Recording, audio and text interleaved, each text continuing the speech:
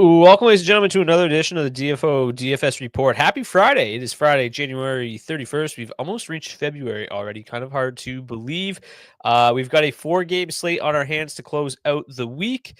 Just a reminder, we will be giving away a $50 gift card to Nation Gear at the end of the show. All you got to do to enter is comment during the show in the live chat.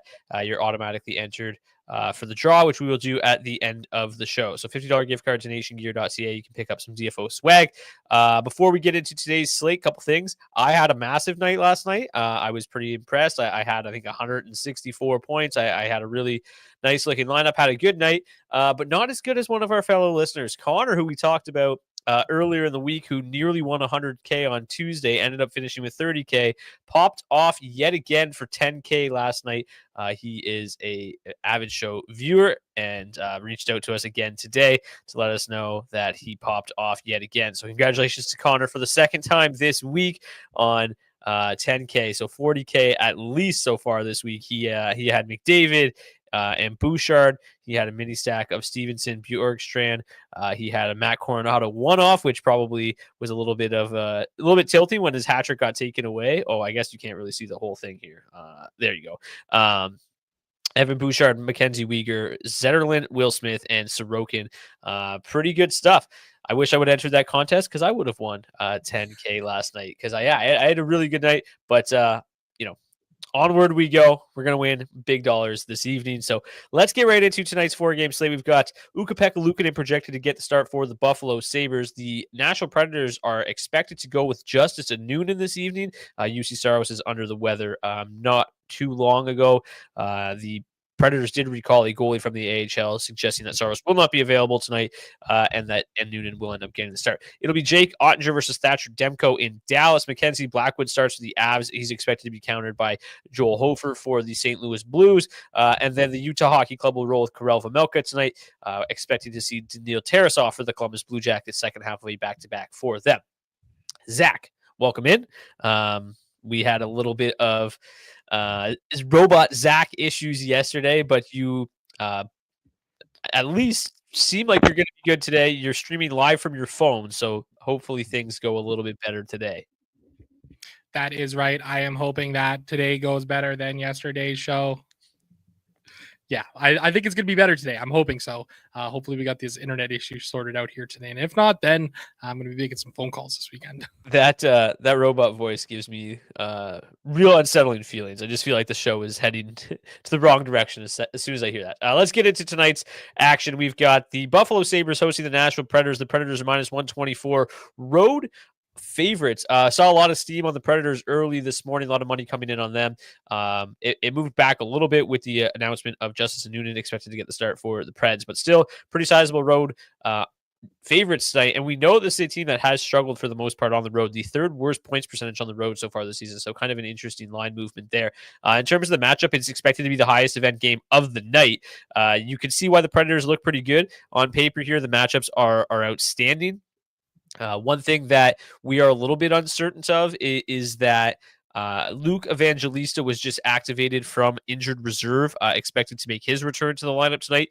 Don't know exactly where he slots back into this lineup. If I had to guess, the way that third line has played, they're probably not going to break them up. So I would imagine Evangelista likely slides in for Vinny Hinostroza on that second line, which would be pretty interesting if that's the case, because they have the best matchup on the entire slate. They're going to see about an even split of the top 9 of the Buffalo Sabres. The top 9 of the Buffalo Sabres really not performing all that well defensively. So really good matchup there for Nashville too. They're definitely the worst offensive line that Nashville has in the top 9 though. So I don't know how much I'm actually going to get to Nashville too, but if Luka Evangelista is there, I think it definitely ups the offensive game for that line overall. And we know he's a guy that we can rely on for pretty good shot volume, and definitely can finish a little bit better than Vinny Hinostroza at this point. So, keep an eye on the Predators in warmups. My interest will, peak up a little bit with Evangelista in the lineup if he's on that second line. But Zach, we talked about it a lot pre-show. Obviously, this top line for the Nashville Predators looks absolutely outstanding. They continue to roll along. Phil Forsberg being one of the hottest players in the league. Matchup-wise, it's not quite as good as the the second line, but nearly as good. It's really, really solid. They're going to see a decent mix of that top nine as well, but mostly up against Buffalo too, which has got really, really poor defensive metrics. I mean, they don't do a terrible job at limiting chances, but they have given up 4.2 goals against per 60, which is obviously horrendous. So really good spot here for Nashville. One, the power play grades out the best overall tonight as well. Their power play has been red hot, third best in the league over the last 10 games, going up against the 25th ranked PK. Lots to like about that top line at 5v5 and fully correlating on the top power play unit. Now, we also talked about this pre-show. We've been talking about Nashville 3 a lot lately, specifically Fedor Svechkov and Tommy Novak. They've been just playing splendidly. These underlying metrics are through the roof good. Nashville 3 is always a favorite of ours. This is a little bit of a different configuration of Nashville 3, but they've been absolutely spectacular. 36 scoring chances for, 3.2 expected goals for per 60 are just incredible numbers. So with their matchup, it's also very good. They're going to see basically an even split of all four lines of the Sabres, which is pretty good. All four lines grade out either very below average or just below average. So obviously Nashville 1, super high ceiling, super expensive. Also going to see a decent amount of ownership. Nashville 3 looks like one of the best, if not the best value option on the entire slate tonight. They're coming in with just 6.8% ownership. Svechkov and Leroux at 5.7 and 5.6. Novak drawing the most ownership at 9.2%. So I got a lot of interest in this Nashville side of things tonight. I'll trust the betting market and that, the Sharps that have obviously got big money on the Predators. They look like they're in a great matchup tonight. What are you planning on doing with Nashville tonight? Yeah, it looks like a smash spot here for the Predators for me on this slate tonight. Nashville 1, obviously they're looking tremendous, coming in as the second highest owned line, really found their mojo here as of late. I mean, all three of these guys have been scoring at great rates, generating offense over their last 20 games. Steven Stamkos, 1.7 goals per hour. Philip Forsberg finally out of the goal doghouse, 1.5 goals per hour over his last 20 games. Jonathan Marchessault too, 1.3 goals per hour. Strong shot volume for both Forsberg and Marchessault, which is really great to see on that line. Stamkos is the one who's been shooting the puck the least out of them, but he's also the one who's scoring the most out of them. So very much so capitalizing on the high quality chances that this line has been getting. So, I think for me, they're projected for, 16.5% ownership tonight. I think that's a spot that I'm going to be comfortably coming in over the field here. Back in the Sharps in the market. I like this spot here for Nashville quite a bit. The second line, I've got some interest in them here as well tonight in this spot. Gustav Nyquist, Ryan O'Reilly, Vinny Hinostroza. Hopefully it's Luke Evangelista sliding in there because over his last 20 games, or over the Predators' last 20 games, he's got 10.7 shots on goal per hour of ice time. So a guy that loves to fire the puck. And the truth is that between Nyquist and O'Reilly, there's not a ton of shot volume there.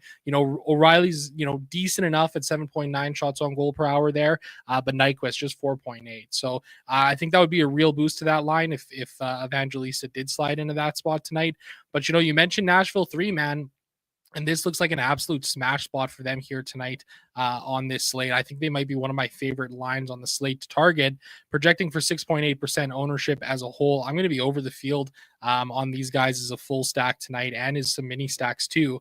Fedor Svechkov, since he's kind of slid into that role there, he's been just tremendous. In the Predators' last 20 games, he's got 137 minutes in all situations, 1.8 goals per hour of ice time, 1.5 expected goals per hour of ice time, and 10.5 shots per hour. Just tons of shot volume there. And then Tommy Novak just continues to be just rock solid, strong scoring rates in terms of his goals, his assists, his points, his shot volume. And the nice thing is in his 3 games against the Buffalo Predators, he's got a goal and 2 assists. So clearly like this spot here quite a bit for the Nashville side of things. I think for me, this is a bit of a flag plant spot for me. I really like the Predators here tonight. But I'll be honest with you, Brock, I don't mind getting to some Buffalo here in this game either, right? You mentioned the highest pace score of the game tonight, or highest paced game of the night. Nailed it. So many words there, guys. 98.7. That's a real nice number there. Obviously you take a look at just the pace score for these other games. That Colorado one seems to have fairly high pace. Going to be a lot coming in on Colorado 1. Utah and Columbus seems to be a decently paced game as well. It feels like a really nice spot here to get over the field on this game as a whole between Buffalo and Nashville. Yeah, just before I focus in on Buffalo here, just to go back to the Preds' third line here for a bit. Over their last 10 games, Tommy Novak ranks second on the team in DraftKings points per game at 6.9. That's ahead of Marchessault and ahead of Stamkos. Forsberg leads the way at 12.9, and then Svechkov is fifth on the team, 5.3 DraftKings points per game over his last 10. So at 2,900 and 3,200 bucks, really nice way to get exposure to a nice game environment tonight, a nice team total here for the Nashville Predators with that top line coming in, extremely high owned. I don't mind the pivot option here whatsoever of Nashville 3. And again, just to further what we said earlier, Evangelista stepping in potentially on that second line would be a real nice boost there. I wouldn't be necessarily 100% surprised if he ends up replacing LaRue on this third line either, so just keep an eye out for that. Now focusing in on the Buffalo side of things, this top line absolutely crushed the other night, and we were on them against the Boston Bruins, and I'm going to be on them again tonight, especially with Justice and Noonan getting the start for the Nashville Predators. Matchup-wise, it's not great, but it's not terrible. It's still above average. They're going to see a pretty healthy mix of the bottom 9 here for the Nashville Predators. Again, not the best matchup, but this top line of the Sabres has been absolutely rolling as of late. You'd like to see them get a little bit more usage. They've done really started to spread out their ice time across the top 9 here for the Sabres, which is kind of the one issue for Buffalo 1, but they remain extremely affordable. Super cheap at 17,900. Peterka 5,800 price is coming up a bit. Kulich price coming up a little bit as well, 4,300, but he's been unbelievable. I talk about him pretty much every single time the Sabres play. And then Tage Thompson still under 8K. Double hat tricks in their last game on Tuesday, and they look like they're in another really good spot tonight. I don't know how much of the rest of this team I'm really going to get to. I don't love playing the depth pieces of the Sabres, but Buffalo 2 does draw the best matchup overall. They're going to see a lot of that Stamkos, Marchessault, and Forsberg line, and that's the line that is the worst defensive metrics overall for the Sabres. So Buffalo 2 might be a decent value pivot option tonight. Sorry, not value, really. They're 16,900, but decent pivot option tonight. But they're only seeing about half the ownership of Buffalo 1. So Buffalo 1 coming in, average 13.2% ownership, Buffalo 2 at 6%. So I don't think the upside's as good, but they're in a pretty good spot here. They grade out a couple spots lower than Buffalo 1. I don't mind it. I just don't feel like the ceiling is that good. And then the price tag, only $1,000 cheaper. I just don't know if I really want to get there all that much. But I think they're obviously still in a pretty good spot. If you take a look here at the Buffalo power play, you got a mix of the top line and then the second and third line, and then the same thing goes for the second unit. Their power play does still grade out third best tonight. So again, this looks like the highest event game at 5v5. Both power plays look like they're in pretty good spots. Both PKs have struggled as of late. So it looks like a pretty high event game, potentially the highest of the night, and one that we've also seen money coming in on the over this morning and afternoon. So people are expecting goals in this one. I want a lot of action with both Buffalo and Nashville tonight, seemingly in great spots. Any final thoughts on Buffalo and Nashville before we move to game number 2? Yeah, I think one thing that you can kind of look at doing here in this game is like a Buffalo 1, Nashville 1 game stack here. You're going to have to leave one of the players off from each of these top 6s here. So it'd be kind of a 5-man game stack, but it's definitely something that you can do here on this slate. And it works out well too, because Buffalo 1 is projected to see 35% of their ice time against Nashville's second line and 28% against Nashville's fourth line. Meanwhile, Nashville 1 is seeing 60% of their ice time against Buffalo 2 and 20% of it against Buffalo 3. So there's going to be a lot of time where both Buffalo 1 or Nashville 1 are on the ice here in this game. So at a high pace score, 2 potent offensive lines, that's definitely a lineup that I'm going to be building around tonight in my 8 lineups that I'm playing tonight. I'm just going to focus on the goalies here. We got a question here from 5. What do you guys think about Justice Noonan, 25.5 saves tonight? I like it. As I mentioned, it's a pretty high event game, potentially the highest event of the night, projected to see 29 shots against. We have it projected for 25.9 saves with that 3.1 implied total. So, yeah, I think that I would probably be taking the over on Justice Noonan, 25.5 saves there. I think that's a pretty good number. And this game could obviously end up being pretty high event this evening. Maybe not quite as high event as the Red Wings and the Edmonton Oilers last night. I can't believe I made it 15 minutes nearly without rubbing that one in your face. Big come from behind win for my Red Wings over your Oilers last night. You absolutely love to see it. I'm not even going to let you rebuttal it. The Dallas Stars will host the Vancouver Canucks tonight. The Dallas Stars 3.2 implied total, minus 157 home favorites against the Canucks, who are 2.5 implied total, plus 141 road dogs. Lowest event game by a mile tonight. Not totally surprising. The Canucks have been kind of like that all season long. Very low event, very limited offense. The Dallas Stars are fairly low event as well. So I talked about it a couple of days ago that I didn't think it was going to be long before Rupe Hintz is back on the top line. And here we go. Jason Robertson, Rupe Hintz, Wyatt Johnson back together. Jamie Benn, Duchesne, Maverick Bourque stick together. Then Dadonov drops down next to Steele and Logan Stankoven. In terms of the matchups for this one, not really great on either side. Both teams grade out pretty well defensively. If you take a look at the trends chart here, which I just want to blow up really quickly, both teams have been pretty good defensively as of late.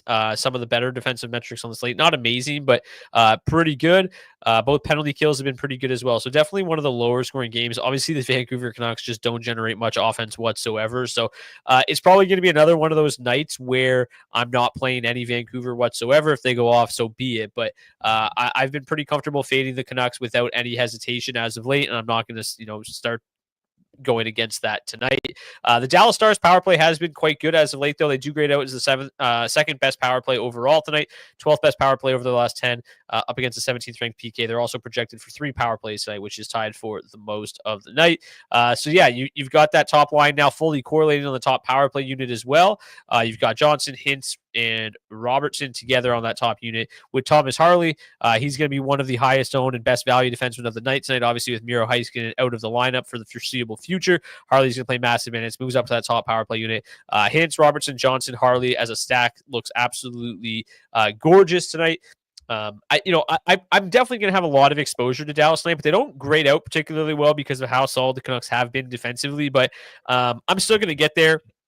Probably, meet the field around 10% on both of these lines, maybe a touch higher, because I do think Dallas is in a pretty good spot. We've seen the Canucks, as good as they've been for the most part defensively this season, they've had some blow-up games, right? And with Thatcher Demko getting the start, he's been better or was better in his most recent outing. But for the most part, he has struggled this season, but they come in on a 3-game winning streak. They've only given up 4 goals against in those 3 games. So I'm not going to get too carried away with Dallas, but we know that there are some blow-up games here within this Vancouver Canucks team. So I'll probably have modest ownership on Dallas, but I do think that they're in a pretty good spot. Most of my interest probably comes on that top line because I think some of the damage or most of the damage is probably going to have to come via the power play. And I like the look of that power play unit tonight. And that full correlation looks really good. So I'll probably be 10-15% Dallas 1, maybe come under the field on Dallas 2. What are you planning on doing with the Stars tonight? Yeah, I agree with you here on Dallas. It seems like a really great spot for them. I'm going to be comfortable getting to this top line here tonight. You mentioned Rupe Hintz sliding back up after spending some time on that third line. Even down there, he's been really great over his last 20 games. 1.5 goals per hour of ice time, 2.8 points per hour of ice time. He's finding ways to continue to be productive in the minutes that he's getting, and that's a great sign with him getting back up there with Robertson and Johnson. I mean, we've seen in the past how potent these guys have been. $18,600 to full stack them. Do not mind if I do here tonight. I've got some interest in Dallas too as well. Ben, Duchesne, Bourque, some solid numbers here for these guys, as of late too, right? The one issue with them, they're really not scoring a lot. They're just not converting on those chances that they're getting, but they're still generating a fair amount of quality looks and quality chances. So I have no issue getting to them here tonight in this spot. Dallas 3 is probably the one that I'm the most tepid about here.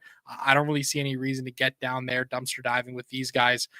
They are drawing some ownership here tonight too, which is worth mentioning at 7.4%.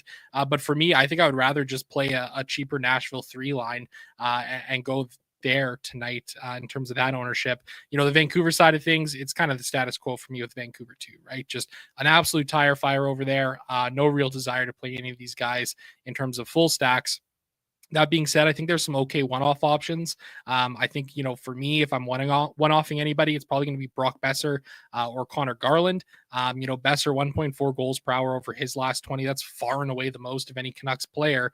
So he's still finding ways to kind of fill the net. He's had success against Dallas in his career, 4 goals and 14 points in 15 games. And similarly with Connor Garland, he's driving some offense down there on that third line, but he's also had success against the Stars throughout his career with 3 goals, 11 points in 13 games played. Both of these guys are drawing absolutely nothing in terms of ownership. Besser like 1.1%. 2.8%. It feels gross, but I mean, if you're looking for a little bit of exposure to this Vancouver side of things, that's probably the route that I would go with one-offing those guys or just playing some Quinn Hughes because he's always awesome. But otherwise, no thank you for this Vancouver side.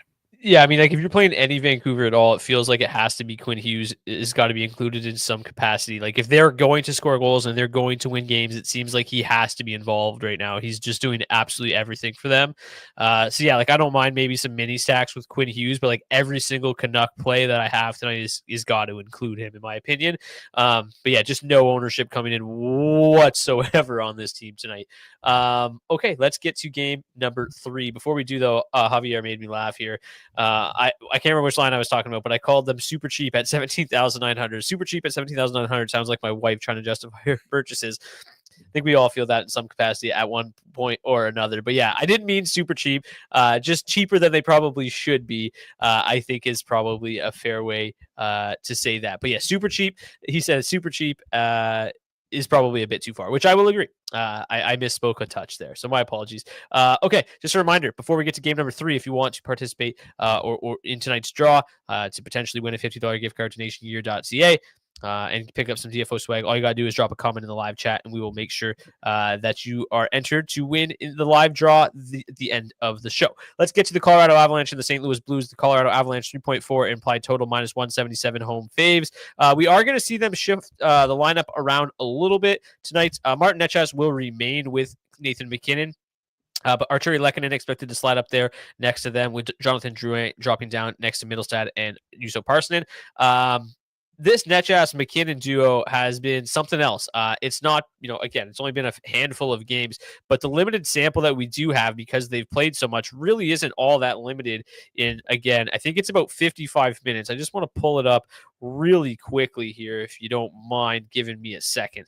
So they've played 51 minutes together. They've averaged 102 Corsi 4 per 60. That's shot attempts per 60 minutes, which is just insane. They've averaged 3.6 goals, expected goals 4 per 60, 42.2 scoring chances 4 per 60, and 17.6 high danger chances 4 per 60.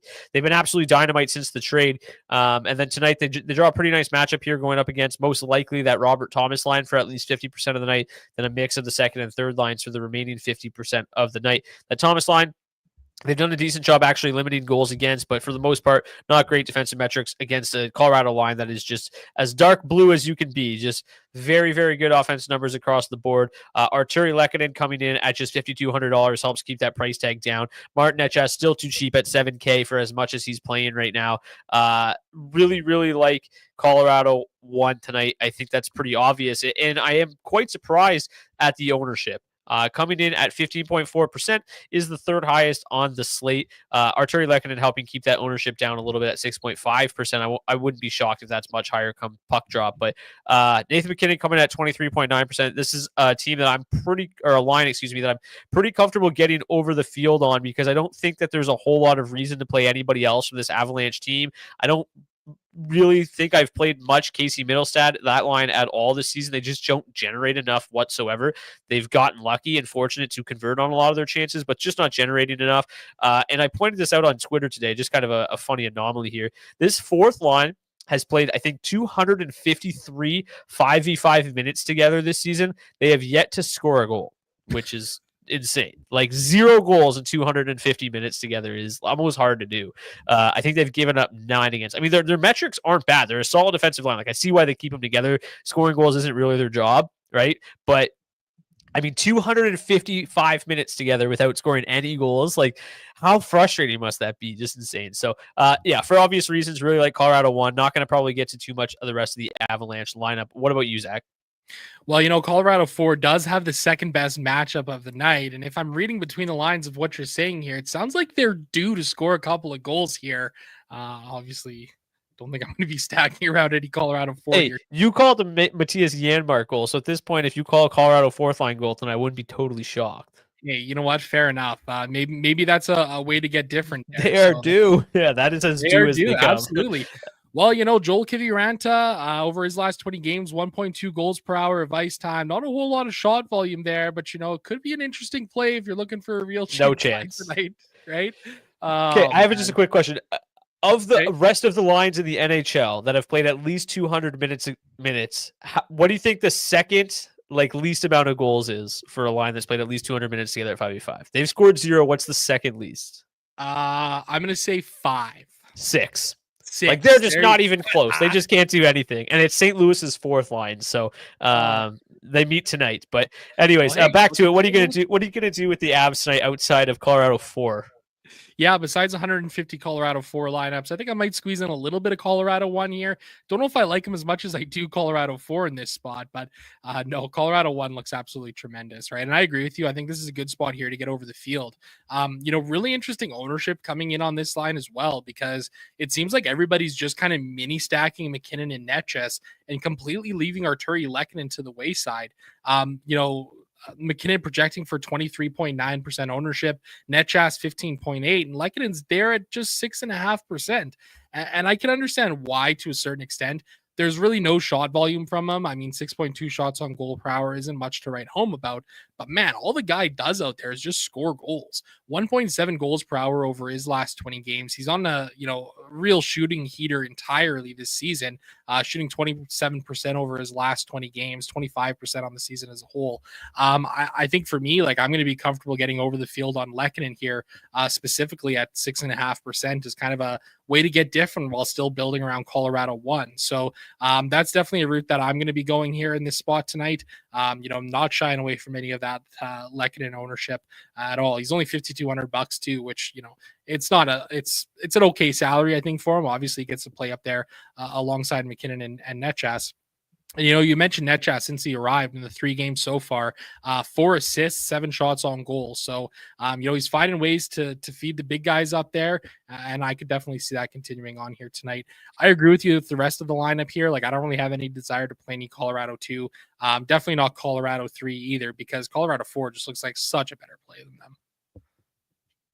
Yes. Adam says he's playing Kivy Ronson on one of his favorite lineups tonight. Funny we brought him up. So maybe it is a sign. Maybe it is. Okay, the St. Louis side of things, I think it's, again, kind of the status quo here with St. Louis. They're going to be bumping Alex Texier up to that Robert Thomas line, moving Jake Neighbors down to the third line, and it really just kind of leaves St. Louis 2 as the best option, in my opinion.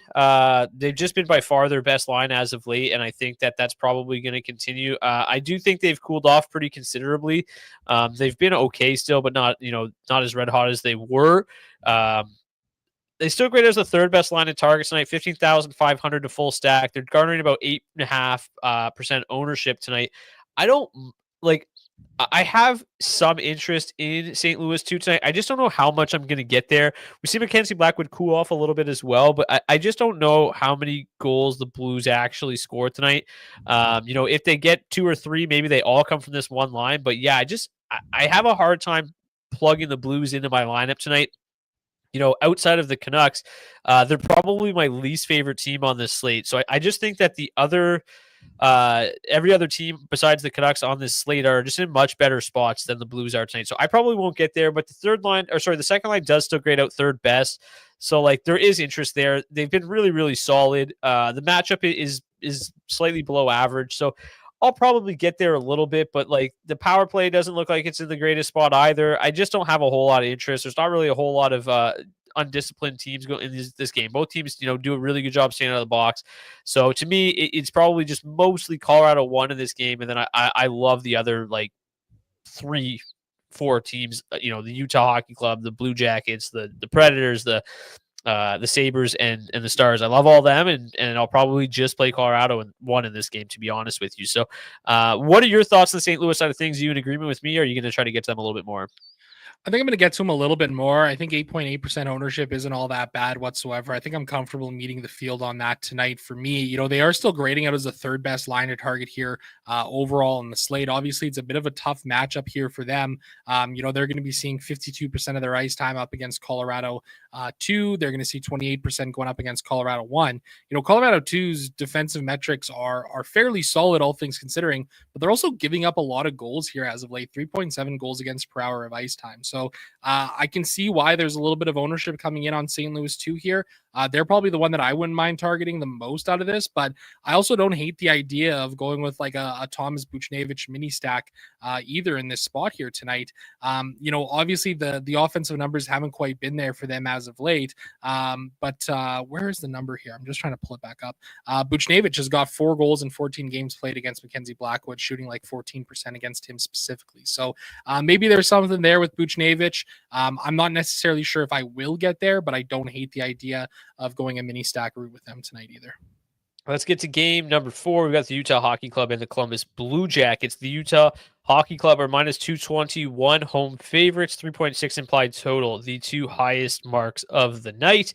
The Blue Jackets 195 underdogs, 2.4 implied total, the lowest of the night. Again, second half of back-to-back, but they are coming off of an impressive win over the Vegas Golden Knights last night. Really good matchups across the board here for Utah, but the most important thing to get to for the Utah Hockey Club tonight is now they are going to be without not only just Dylan Guenther, but Logan Cooley out until at least after the Four Nations break.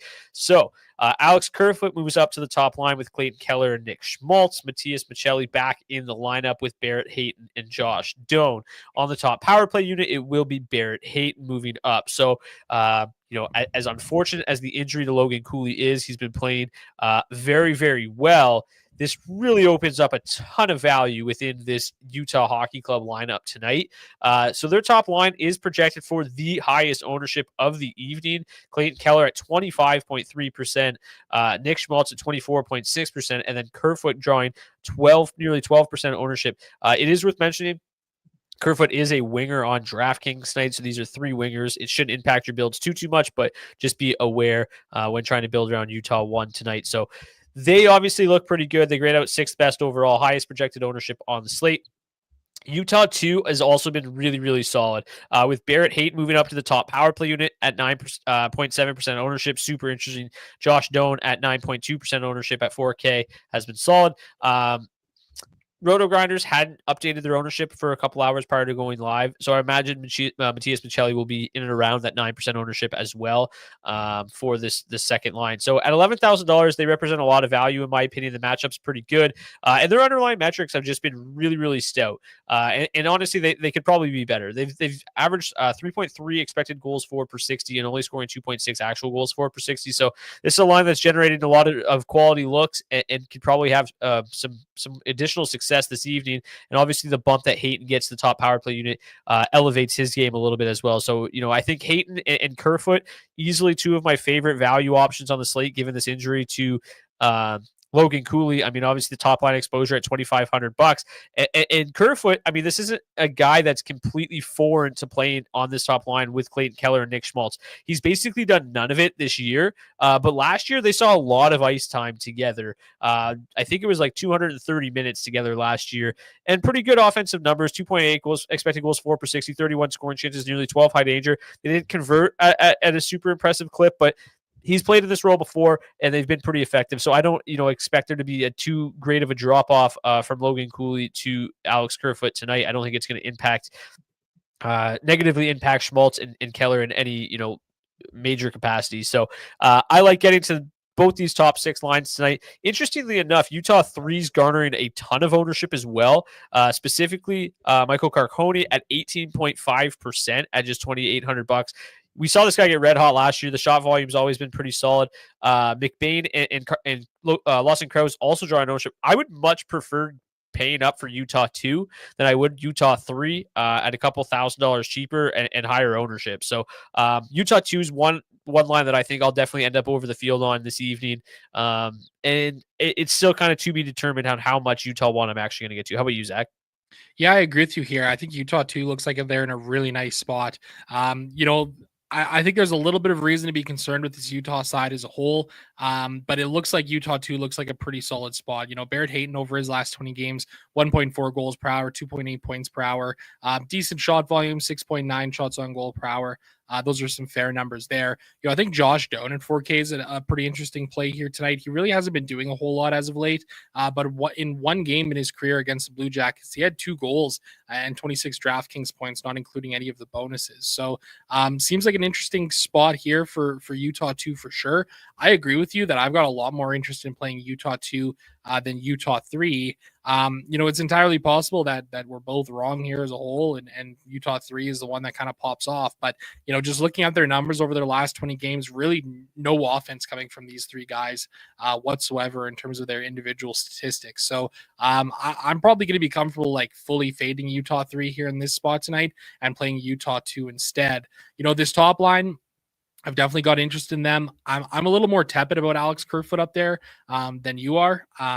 He's seeing 11.8% ownership, which I think is an okay number here in this spot. But he really has struggled as of late over his last 20 games. Granted, it's going to be, those minutes are coming in, third or fourth line roles, but 0.2 goals per hour of ice time, 0.6 points per hour of ice time, only 4 shots on goal per hour of ice time. Saving grace maybe is the fact that he blocks some shots. But I don't know how much I love this spot here for Utah 1. I'll probably be getting, definitely getting exposure to Keller and Schmaltz. I'm just not sure if I'm going to be getting up to 24, 25% where they are currently standing. So I can see why the public's getting there. I don't hate the idea whatsoever of it. But for me, I've got a little more interest in this Columbus 1 side of things here. They're seeing about significantly less ownership than Utah 1 is, coming in at just 8.2%. And these 3 guys have been just really, really solid here as of late over their last 20 games. What was their last game they played there? They had a really solid night. Last night? What up? Yeah, last night they had a solid night going up against the Vegas Golden Knights. So, I don't hate the idea here of getting over the field on Columbus 1 in this spot myself. Seems like a good way to kind of get a little bit different here in this game. Yeah, I mean, Adam Fantilli's been awesome on that top line, filling in. He's done a really admirable job for Sean Monahan as of late. Over their last 10 games, leads the team in DraftKings points per game at 9.5. He's got 4 goals, 4 assists during that stretch, averaging 2.2 shots on goal per game. Been solid without a doubt. I like Adam Fantilli quite a bit. We've seen some additional shot volume out of him as of late. 5 shots on goal last night, hitting that bonus early, scored another goal. He's been really good. I like getting to that line a lot tonight as well. We know like that the Utah Hockey Club aren't immune to giving up goals. They've been pretty good defensively as of late. Both teams have been pretty fortunate on the penalty kill lately, giving up plenty of chances, but the goaltenders have been, stifling. So, I don't mind getting to Columbus tonight either. I have a little bit more interest probably on that Utah side just because of the back-to-back and Tarasov most likely getting the start. It could be Merzlikins going back-to-back just because he was so good last night, but I think that top line, like we talked about it, right? Like these offensive metrics aren't great for the Columbus Blue Jackets as a whole, but the top line's really the one doing all the heavy lifting. So their individual metrics are still really solid. They play an absolute ton, which is good. The matchup is as good as you can get on the Columbus side of things tonight. So I think that they're a really nice contrarian option tonight, and specifically because Karel Vejmelka is projected to be the highest owned goalie or second highest owned goalie on the entire slate tonight. So with the ownership coming in on Noonan and Vejmelka, I think that the Blue Jackets and Sabres are easily 2 of my favorite, kind of chalk busters tonight in terms of the goalies. So, I like both of them quite a bit, and Columbus 1, like you said, looks good again last night. There's really not a whole lot. We've seen the road woes kind of come to an end for them, which is good stuff. So I'm interested there as well. Let's get to the power plays before we get to the defensemen. Both penalty kills, as I mentioned, have been very solid as of late, although relatively fortunate. And then both penalty power plays have struggled. Zach, you got something to add on this one? Yeah, I do have something to add. I've got a little bit of interest in Columbus too here, actually, specifically around James Van Riemsdyk. Projecting for just 1.6% ownership, but this guy's on an absolute heater here as of late. 1.3 goals per hour over his last 20 games, shooting 22% versus 17.5 on the season as a whole. What's really interesting, though, is he's played 4 games going up against Karel Vejmelka, 17 shots on goal against him, and he's scored 4 goals in 4 games against him. So at 3K, that's a really interesting one-off option there. I also don't hate the idea of, doing a little mini stack between him and Sillinger or him and Ken Johnson as well here. Obviously, a decent matchup score coming in at 50. The line stats have been bleak for this second line here as of late, really not generating a whole lot of quality chances. But hey, JVR is on a bit of a shooting heater right now. He's had success against Vejmelka in the past. I don't mind him as a one-off option here tonight. Somebody asked, what about adding Barrett Hayton to the top line and taking off Kerfoot? I think that's fine, right? Like, it's kind of a bit of a power play stack. I think it's okay. The power play is not in the best spot, but and if things don't go well, I wouldn't be shocked if Hayton moves up there perhaps mid-game, if it starts off kind of slow. Somebody asked earlier, Eric says surprised they didn't move Hayton up on Utah 1. I think part of it is just because, as I mentioned, Kerfoot does have some familiarity there, and that second line has performed pretty well to date. So I'm not totally shocked that they kept Hayton and Doan together. They performed very nicely as a duo so far.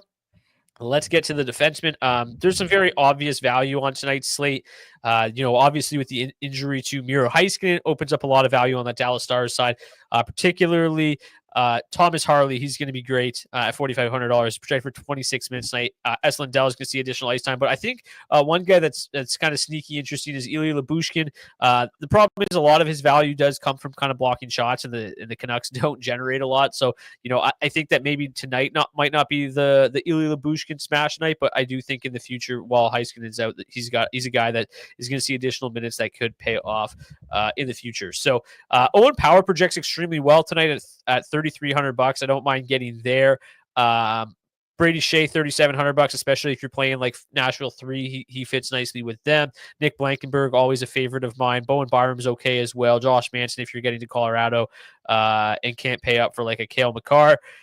Phil Peronik's been solid, but it's just they don't do anything offensively. Matthias Samuelson's been pretty solid as of late. I've played him, on occasion.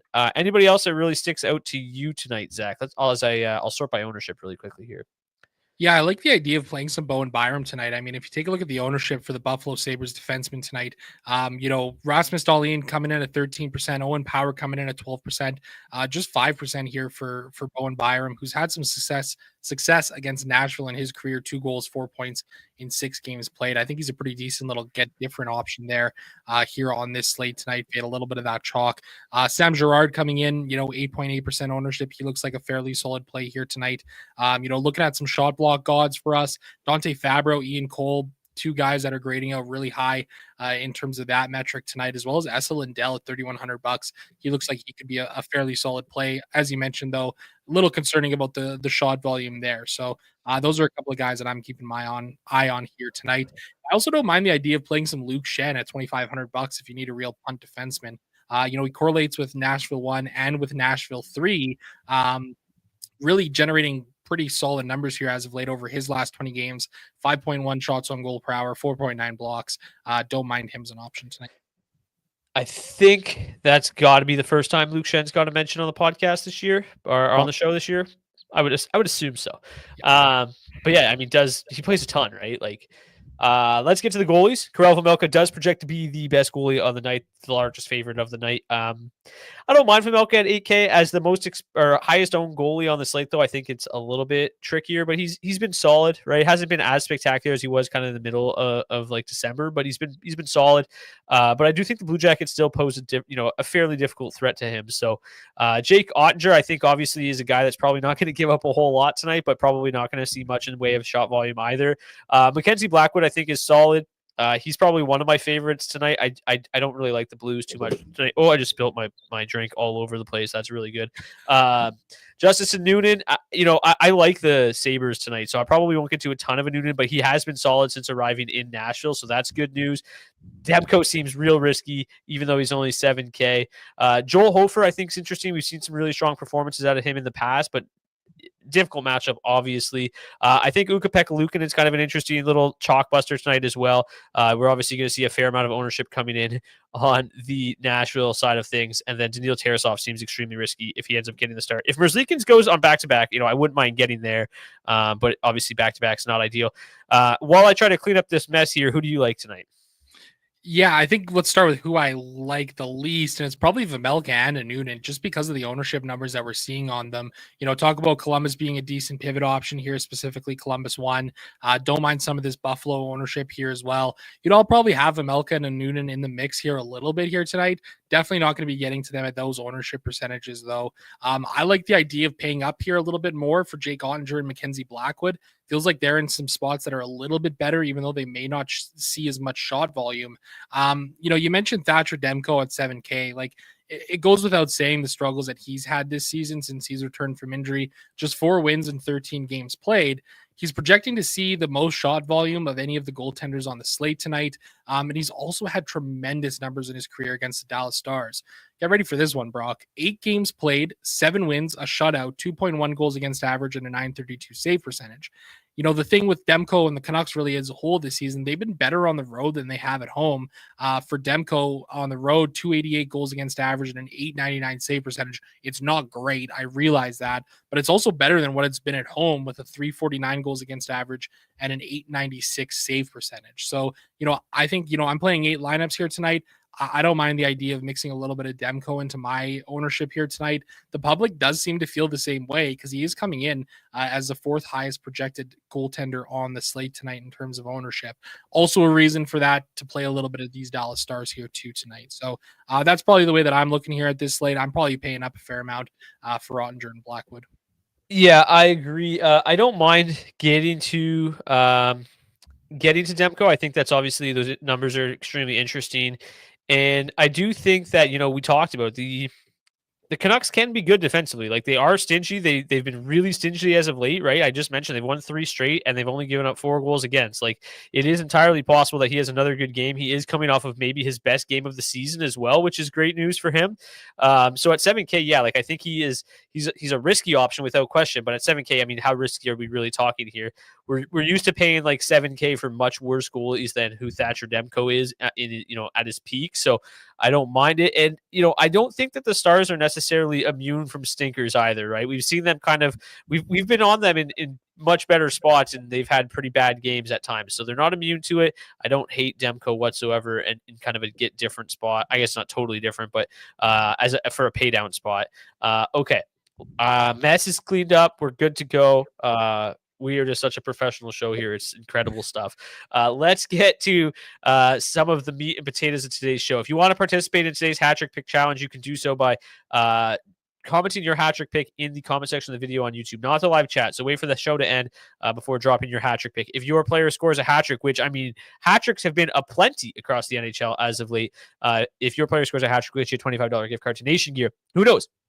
Maybe you will also win tonight's $50 draw. You'll have a $75 gift card to nationgear.ca tomorrow. So make sure you think of who you want to pick for your hat trick pick here for the next few minutes as we get to our daily face-off, our head-to-head lineup.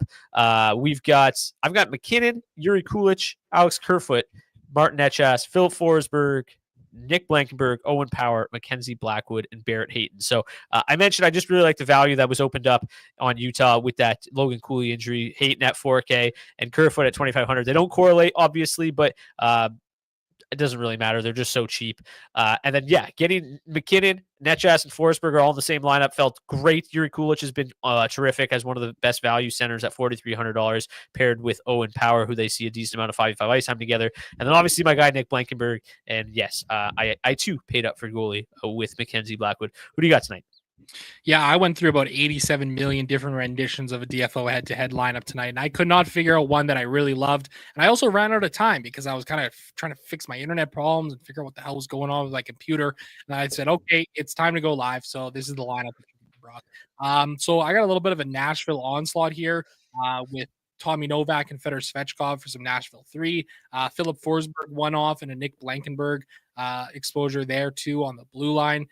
One off Nathan McKinnon, and then we got a little Utah 1 here with Nick Schmaltz and Clayton Keller. Essa Lindell, $3,100. Looks like a good spot here tonight. And then Mackenzie Blackwood at 8,200. All right, let's get to our hat trick pick challenge. I get to go first since I won yesterday's head-to-head. I got to add Mars Sharks to tonight's draw really quickly as well. My hat trick pick, I'm going to go with...